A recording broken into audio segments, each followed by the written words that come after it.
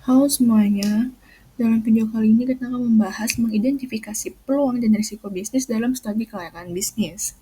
Setiap bisnis memiliki peluang yang besar, namun juga mengandung risiko yang besar juga. Salah satu cara untuk memahami keduanya adalah dengan melakukan studi kelayakan bisnis. Nah, di video kali ini kita akan membahas nih bagaimana studi kelayakan dapat membantu kalian mengidentifikasi peluang dan risiko yang ada dalam bisnis kalian. Kita belajar bareng-bareng ya.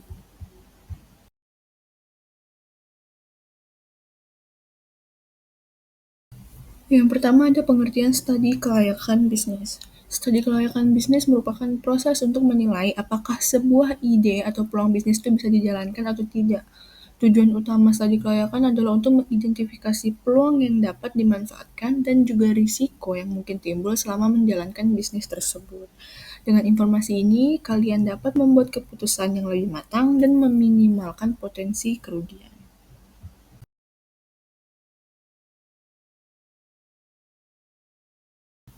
Selanjutnya itu identifikasi peluang dalam studi kelayakan bisnis. Salah satu langkah pertama dalam studi kelayakan adalah mengidentifikasi peluang bisnis. Peluang bisnis itu dapat datang dalam berbagai bentuk, seperti pertama, kebutuhan pasar yang belum terpenuhi. Misalnya, ada kekosongan produk atau layanan yang dibutuhkan oleh konsumen. Kedua, tren pasar baru. Tren pasar baru ini tuh seperti teknologi baru atau perubahan perilaku konsumen yang mana ini bisa membuka peluang bisnis yang menjanjikan. Dan yang terakhir itu ada inovasi atau perbaikan produk. Itu kalian bisa menciptakan produk yang lebih baik, lebih murah, atau lebih efisien dibandingkan dengan yang ada di pasar.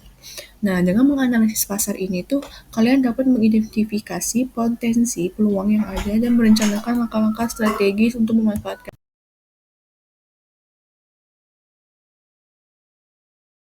Selanjutnya ada mengidentifikasi resiko dalam studi kelayakan. Nah, tentu saja setiap peluang itu datang dengan resiko. Mengidentifikasi dan mengevaluasi resiko itu merupakan bagian yang sangat penting dalam studi kelayakan. Nah, berikut ini itu ada beberapa jenis resiko yang perlu kalian pertimbangkan. Yang pertama ada resiko pasar.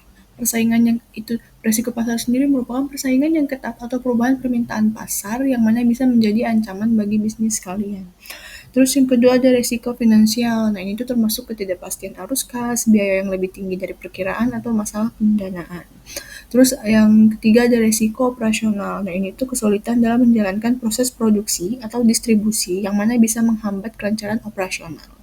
Terus yang terakhir ada resiko hukum dan regulasi, yaitu perubahan kebijakan atau undang-undang yang mempengaruhi cara kalian menjalankan bisnis. Menilai risiko-risiko ini tuh dapat menyiapkan strategi mitigasi mitigasi yang mana merupakan langkah penting untuk minimalkan dampak negatif pada bisnis kalian.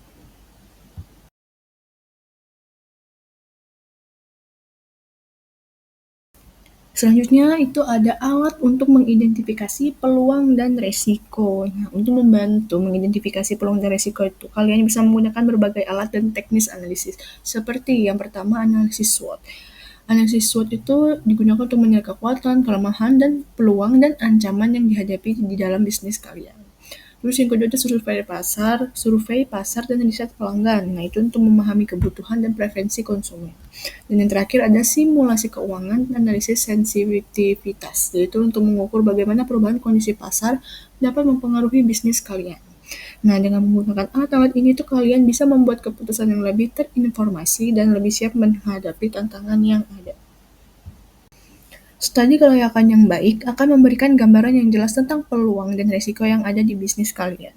Dengan informasi ini, kalian bisa membuat keputusan yang lebih baik dan memulai bisnis dengan lebih percaya diri. Semoga video ini dapat membantu kalian memahami langkah-langkah penting dalam menyusun studi kelayakan bisnis ya. Terus, jangan lupa like, komen, untuk mendapatkan lebih banyak informasi tentang dunia bisnis. Sampai jumpa di video berikutnya. Bye-bye.